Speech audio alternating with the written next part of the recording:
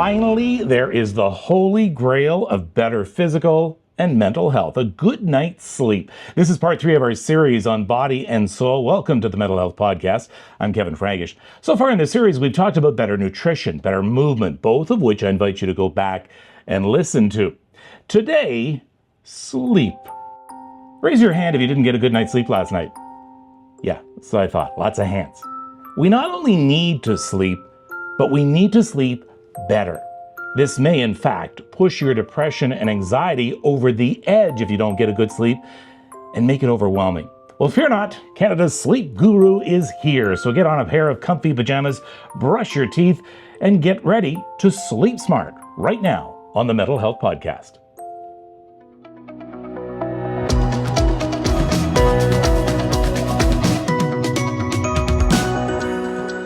Alanna McGinn, founder and lead sleep expert at goodnightsleepsite.com. She's helped thousands with their slumber, even offering courses on sleep. Hi, Alanna. Are you feeling rested? I am feeling rested. How are you doing? Honestly, did you get a good sleep? I did. My sleep is pretty good. Now, listen, I'm human. I have bad nights, but last night was a good one. Do we really need courses on how to sleep? Well, we need, when we look at sleep, when we look at bettering our sleep health, we have to look at it like nutrition, like moving your body, right? A lot of it is lifestyle. A lot of it is habit changing, and putting together a sleep plan is no different than putting together a nutritional plan or a workout plan.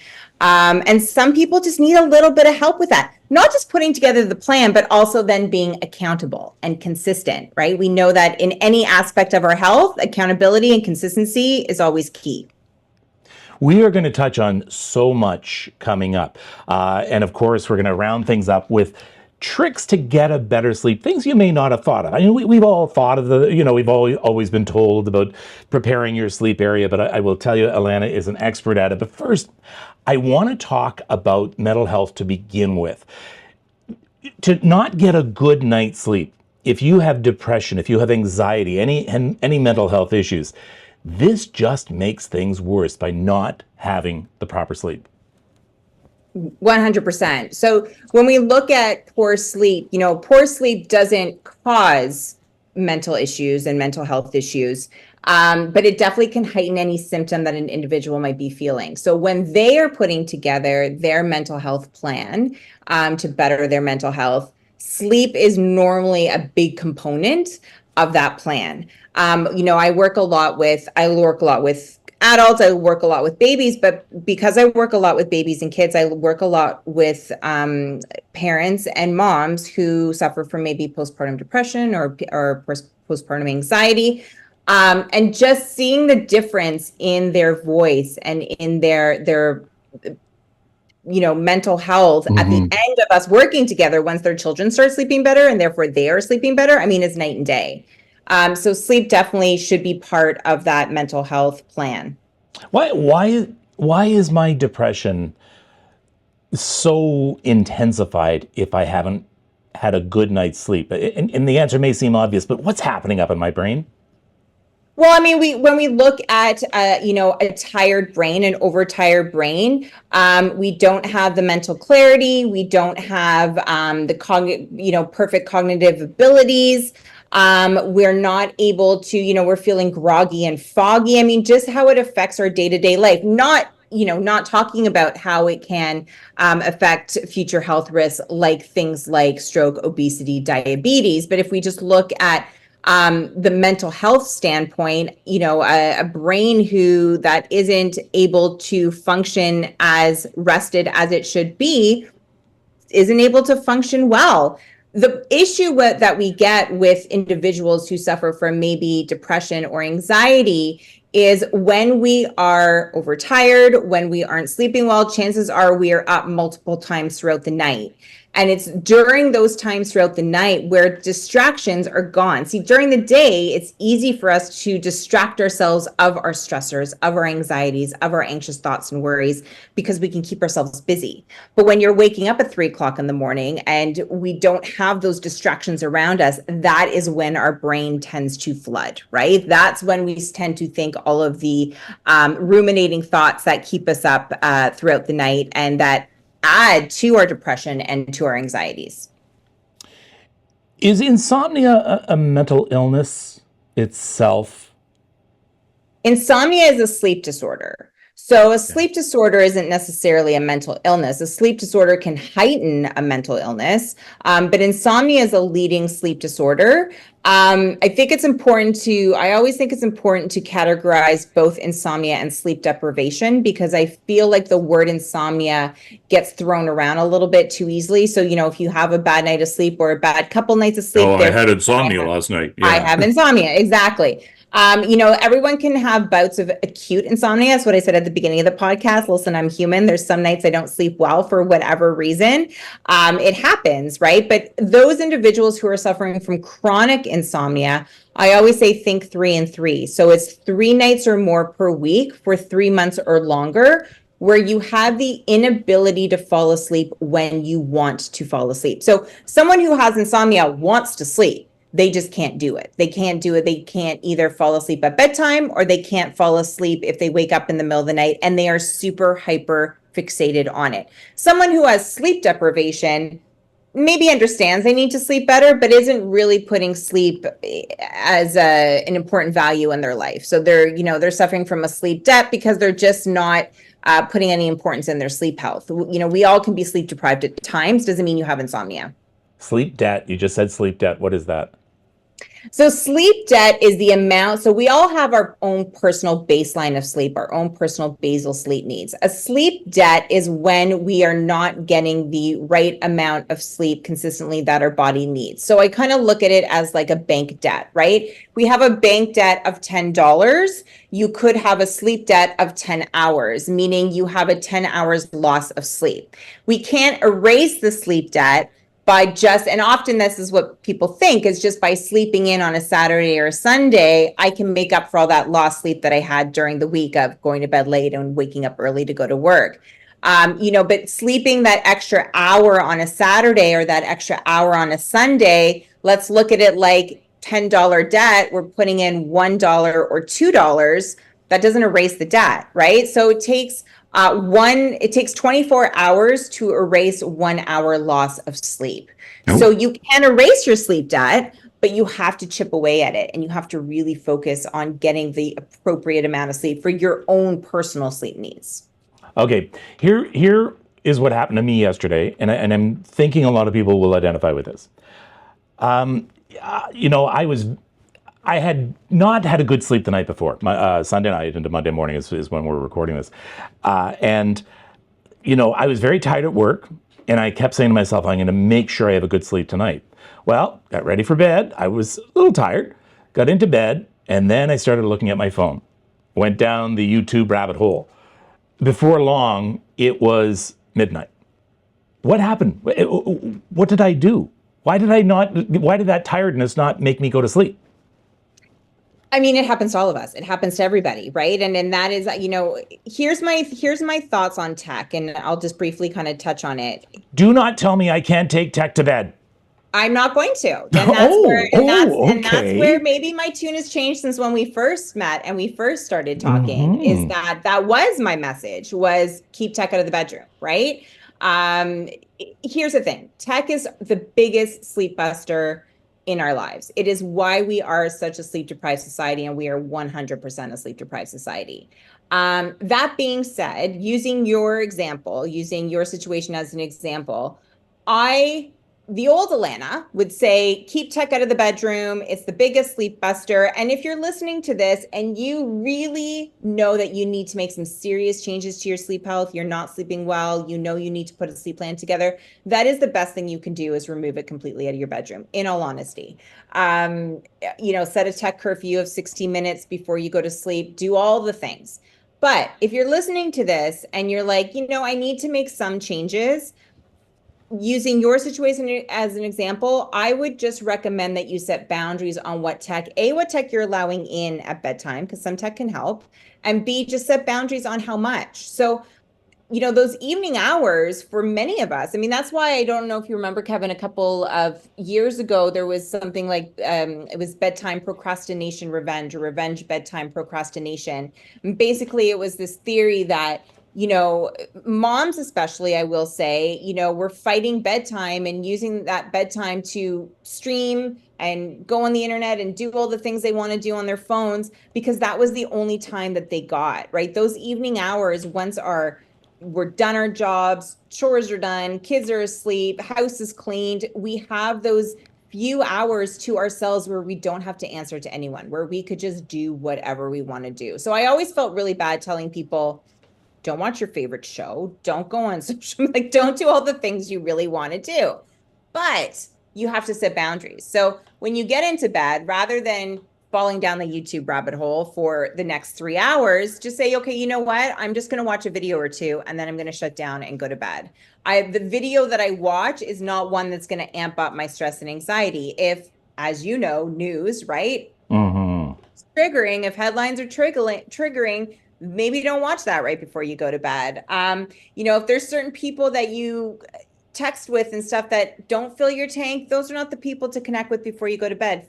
Connect with the ones that fill your tank. If there's a show that makes you feel like light and fluffy and airy and helps you forget the day, watch an episode or two. Just don't stream the entire season till 2 o'clock in the morning. So, we have to really set those boundaries. And this is where it goes back to habit changing and lifestyle changing and putting that sleep plan together and committing to it the same way you commit to getting up early and working out and, not eating junk the next day for lunch. We have to commit to it in the same way. Tell me about a sleep plan. What does that look like? So a sleep plan would consist of a few things. It depends on, what you're really trying to better for your sleep health and to what degree you are. A typical sleep plan that I would put together for a client would consist of steps of sleep hygiene. So sleep hygiene are the steps and practices that an individual takes in order to sleep well. And these are just very simple lifestyle changes, habit changes that an individual would have. So things like, following consistent sleep patterns, trying to go to bed at the same time every night, at least 80% of the time, waking up at the same time every morning, really focusing on going to bed when you actually feel tired, not just when you feel like you should go to bed, setting up a great sleep environment, maybe not drinking so much alcohol before you go to sleep, avoiding heavy meals, like all of those types of things, removing tech if need be, all of those, incorporating a great bedtime routine. The other part of a sleep plan would be what I call like your emotional relationship with sleep. And this gets into, especially those that are dealing with perhaps insomnia, or perhaps have had a long-term struggle with sleep, and therefore they have a very negative relationship about sleep. So they're going to bed thinking, I know I'm not going to sleep well tonight. I know I'm going to feel tired the next day. That doesn't help us fall asleep any better. So it's like we have to shift our mindset into a more positive mindset towards sleep. So do we include things like positive affirmation? Do we include things, choosing different mantras and saying them positively to ourselves about sleep? Do we include certain cognitive behavioral therapy for insomnia, CBTI, therapies like stimulus control or sleep restriction? And I mean, I can get into more detail about what are those? So stimulus control is where and this is where I said, really focusing on going to bed when you actually feel tired. It's strengthening the association between sleep and your bed. So what I mean by that is that if you can't sleep, if you have difficulty falling asleep, so maybe you fall asleep great at bedtime, but then you wake up at say 3 or 4 o'clock in the morning and you're tossing and you're turning and it's taking you longer than 15 to 20 minutes to fall asleep. This is where, for stimulus control, you would get out of bed and go into a different room and try a quiet activity and then try to fall asleep again. So the goal of this is to shorten sleep onset in your bed and spend more sleep time in bed. This is why we want to avoid doing things like working in bed and scrolling on TikTok in bed and like spending too much awake time in bed. Now there's like, our generation, is it Z? Generation Z is adopting like what's called bed rotting, where they just spend all day in bed. That weakens that association because now we're associating being awake in our bed. Sleep restriction is where we're working with bedtime. So, if an individual perhaps is going to bed at, say, 9 o'clock at night, but then waking up consistently at 3 o'clock in the morning, well, that's about 6 to 7, I'm trying to do the math, 6 to 7 hours of sleep. Do we need to, and it's taking them a long time to fall asleep at night, do we need to move their bedtime later? So we would actually push it out much later till maybe midnight, maybe even 1 o'clock in the morning, so that again, they're starting to fall asleep a lot easier in their bed, and then we can slowly push it back to a more reasonable bedtime. So it is a bigger, I'm kind of giving you the Coles notes on both. But those are certain therapies that someone who's really struggling with sleep and struggling with insomnia would work with a sleep therapist to do. I can't fall asleep. How long do I wait? 15 to 20 minutes. Yeah, 15 to 20 minutes, and then get out of bed and do a quiet activity. And listen, no one wants to do that at 3 o'clock in the morning. I understand. But it's not a forever thing. And you might have to do it multiple times throughout the night. It's like a yo-yo effect, right? But the more you do it, the easier it's going to be for you to fall asleep in bed. And therefore, the next night, the easier it'll be for you to fall asleep when you get into bed. And this is a question I hear from a lot from people, is I wake up, to go to the washroom or middle of the night, and I can't get back to sleep. What's the trick to going back to sleep? Well, I mean, you could not be falling back to sleep for a few reasons. One is, your mind is racing. I mean, we hear that all the time. My mind starts racing. I start thinking about everything. I have a lot of difficulty quieting my mind. This is where a lot of what we do during the day can really help us sleep better at night. And often when our mind is racing at night, again, those distractions are gone. So it's a lot easier for us to do that. We haven't given ourselves enough time throughout the day to work through what we have to work through. I'm not going to tell people like, don't stress out, don't have anxious thoughts, don't have worries. Like, we're human, it's going to happen.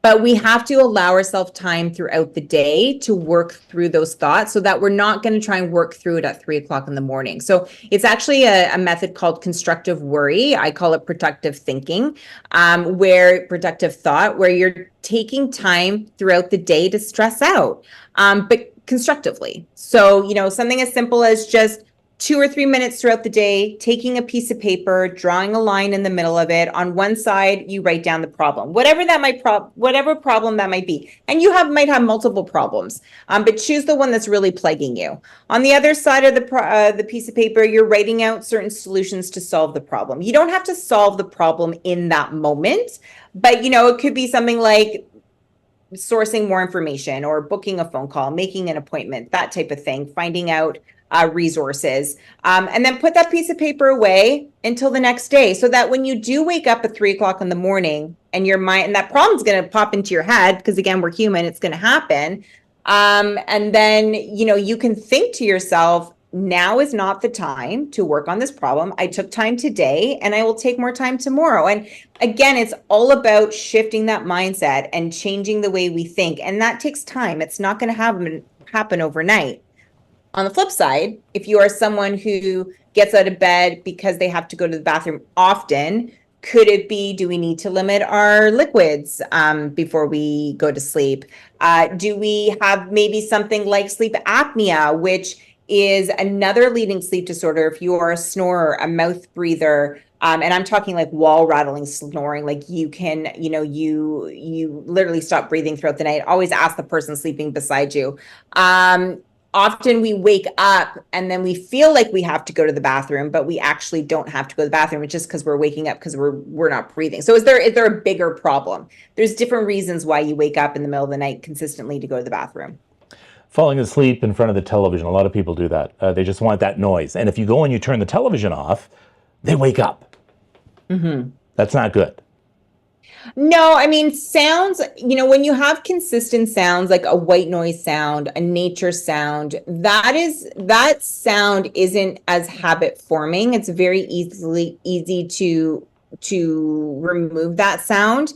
But when you have different frequencies in music or TV, that tends to keep us in that lighter state of sleep, so that when it gets shut off, we tend to wake up. So, a lot of people will say, well, I'll listen to music before I go to sleep, or I need the TV on before to go to sleep. It's okay to need sound on to fall asleep, but I just prefer a more consistent sound. So it doesn't have to necessarily be a static sound, but it could be, nature, waterfall, rainfall, babbling brook, whatever, airplane, just that consistent sound, because that, lulls you into a deeper state of sleep. And if it does get turned off, you tend to not wake up as much. Let's look at the other side of the sleep coin, waking up. How do I wake up better? I think that's the hardest part of sleep is getting out of that nice, warm, comfy bed. Yeah, I love that you asked this question, because for me, the morning wake up and your morning routine is more important than your bedtime routine and sleeping better. And often we think about sleeping better, we just think about what do we need to do at night to sleep well, right? But so much of what we do in the morning, like I said, in the morning and during the day, is going to help us sleep better. So when I look at that morning routine, the number one thing is you want to keep some consistency in that wake up time. Again, at least 80% of the time. Really focus on, I would rather someone keep a consistent wake time over a consistent bedtime. Of course, I don't want your bedtime too late. I don't want it too early. I want that consistency in bedtime. But if you can keep that consistent morning time, that is going to help you sleep better. And the reason why that is because it's going to help start building your drive for sleep throughout the day. And there's a few ways that we do that. So when we look at our sleep drive, your sleep drive is what is the pressure that you're adding that is going to help you fall asleep throughout the day, that is going to help you fall asleep better at night. So look at your sleep drive as like a gas tank, as your sleep tank. Throughout the day, we want to be filling that tank to full. So it's nice and full. That's going to help us fall asleep better and stay asleep a lot better throughout the night. Ways to do that is waking up consistently. I always, ask people, Sunday nights tend to be the worst nights of sleep for many. Mhm. A lot of it is because of Sunday scaries, right? You're thinking of the week, but a lot of it is also because you slept in a little bit on Saturday, you slept in a little bit on Sunday, you haven't given your body and mind enough time to fill that sleep tank nice and full, right? So, keeping that consistency in morning waking and morning wake time, immersing yourself in that natural light. So opening up the blinds, letting that natural light in, that is going to help suppress our melatonin. It's going to help raise our cortisol levels. Our cortisol levels aren't always bad. We want certain, them at a certain level throughout the day. That's going to help us wake up naturally. And then we want to get our body moving. That is a great way to fill that sleep tank. Physical activity, as you know, is so important for overall health and mental health and wellness. 30 minutes a day, 150 minutes a week. It doesn't have to be like a marathon and a jog and a HIIT class, because I won't do those things. And I'm not going to be there either. Okay. Yeah, it could just be a walk. It could be light stretching. It could be yoga. It could be some things like just move your body. It could be cleaning your house, whatever, working in the garden. Just get outside, get in that fresh air and move your body. That is a great way. Sedentary life is a killer for so many reasons, and it kills our sleep for sure. So move your body.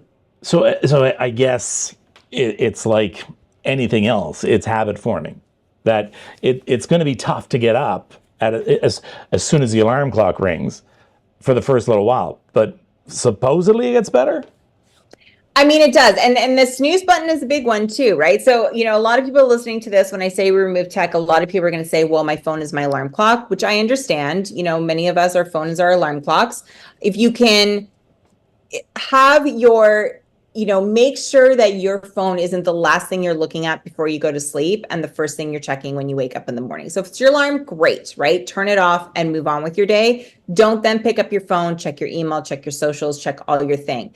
Give yourself 30 minutes when you wake up in the morning before checking in to the chaos of the world, because that's just starting your day with that chaos, right? So use those 30 minutes to move your body, get outside, have a quiet cup of coffee, bond with your kids, bond with your partner, do what you have to do before letting in everything else. And then watch that snooze button. That snooze button kind of lulls you into that next cycle of sleep every 9 minutes, but you're waking up in what's called sleep inertia. It's like a sleep hangover. You're waking up in a very groggy and foggy state, more tired probably than you were when the alarm originally went off.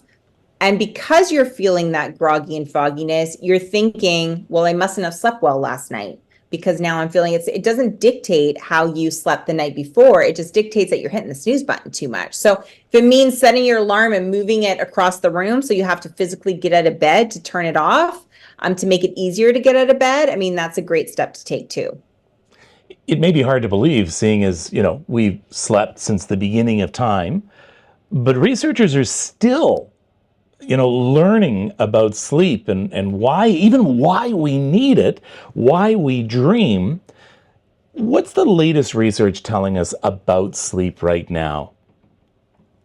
Well, I mean, there's so much in terms of when we look at things like, oh my God, now I'm blanking on the name of it. When we look at things like Alzheimer's and dementia, when we're sleeping, our brain is able to kind of flush away a lot of toxin buildups when we're sleeping well and getting the right amount of sleep. And more studies now are showing that loss of sleep and not getting the right amount of sleep and right quality, it's quantity and quality, tends to have that toxic buildup in our brain that are showing that, future health risks of that could be things like Alzheimer's and dementia. So there's a lot of health related risks. And I don't like talking about this too much because I don't want someone to think if you've had a bad night of sleep right away, you're now prone to get that. Like, that's not what I'm saying. These are individuals who haven't been sleeping well for a long period of time. So it's never too late to start bettering your sleep health.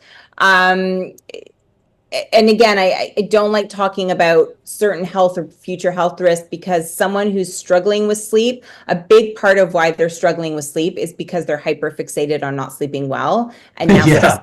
about those things doesn't help, right? Yeah, because you're rolling around there and you're going, okay, Alanna said I should be asleep within 10 or 15 minutes. How long has it been? I think it's been 3 minutes. Okay, not bad. Wait, it's been 7 minutes now. I'm still not asleep. I'm still thinking. Exactly.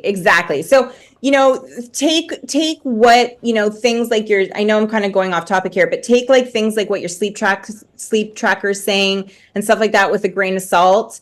And just really like, how are you feeling day to day when you wake up in the morning throughout the day? When you aren't sleeping well, when you're not getting enough sleep that your body needs. The amount of sleep that I need, Kevin, it could be different than the amount of sleep that you need.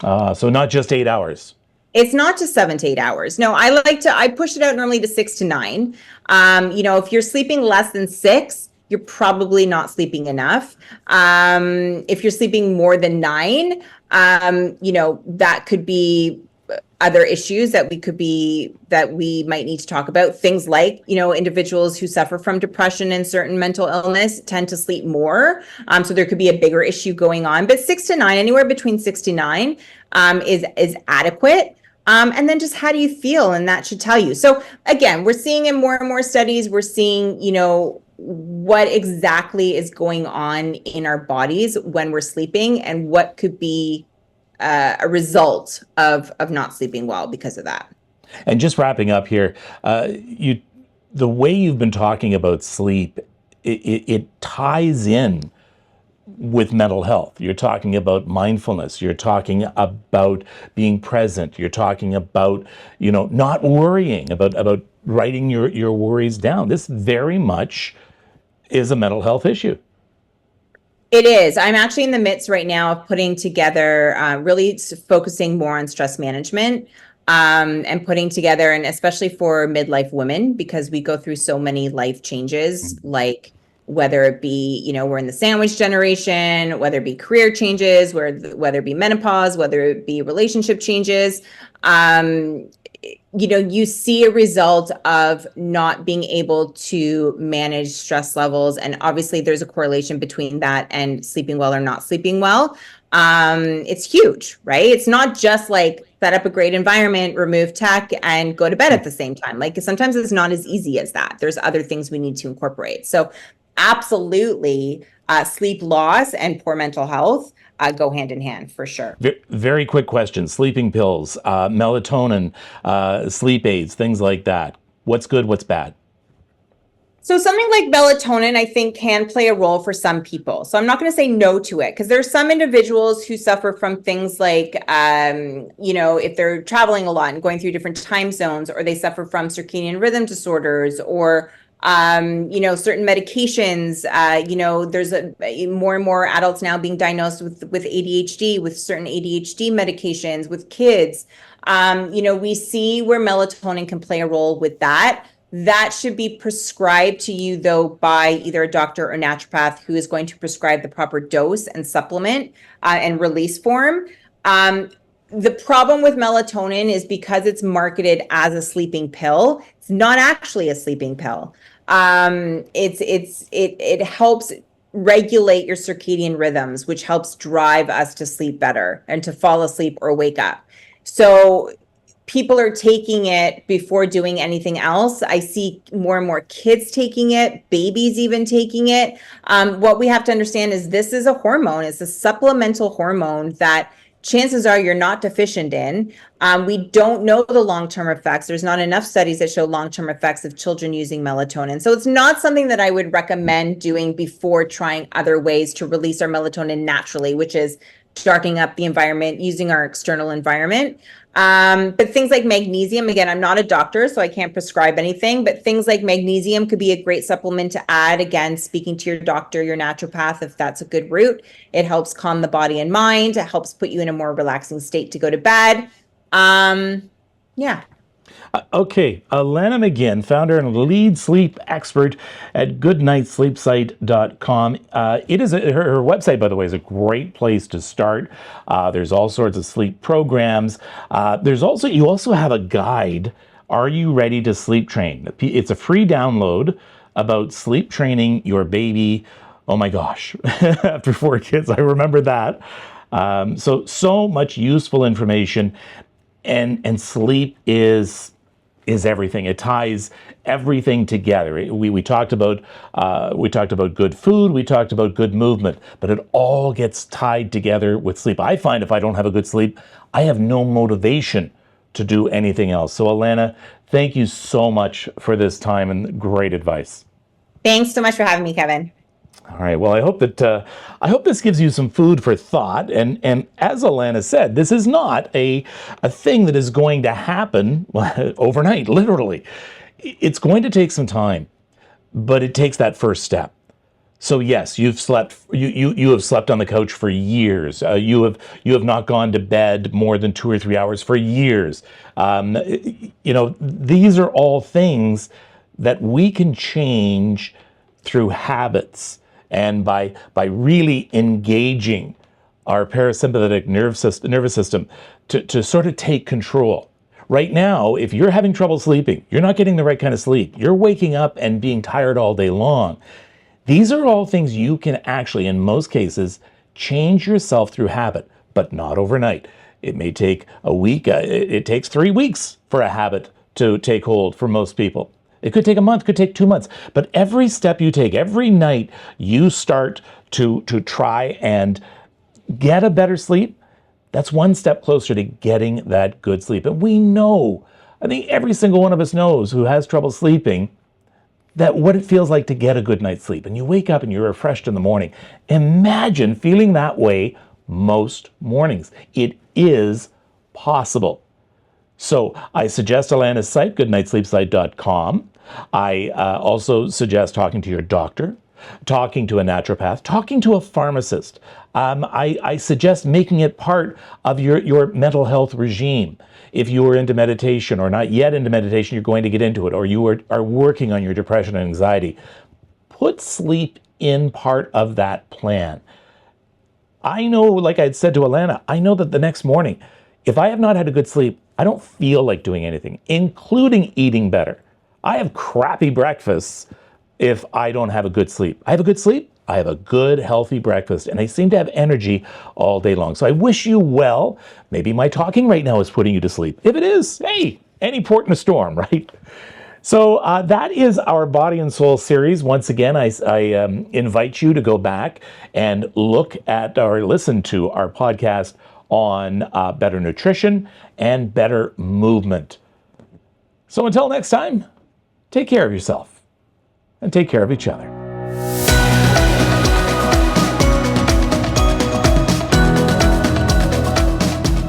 Thanks for listening. Don't forget to subscribe to the Mental Health Podcast. If you have any thoughts about this episode or suggestions for future episodes, please send me an email at thementalhealthpodcast@ontarioshores.ca. Please don't be alone. Reach out for professional help. For more resources and advice, check out our website, ontarioshores.ca. The Mental Health Podcast is a production of Ontario Shores Centre for Mental Health Sciences. I'm Kevin Frankish. Take care of yourself and take care of each other.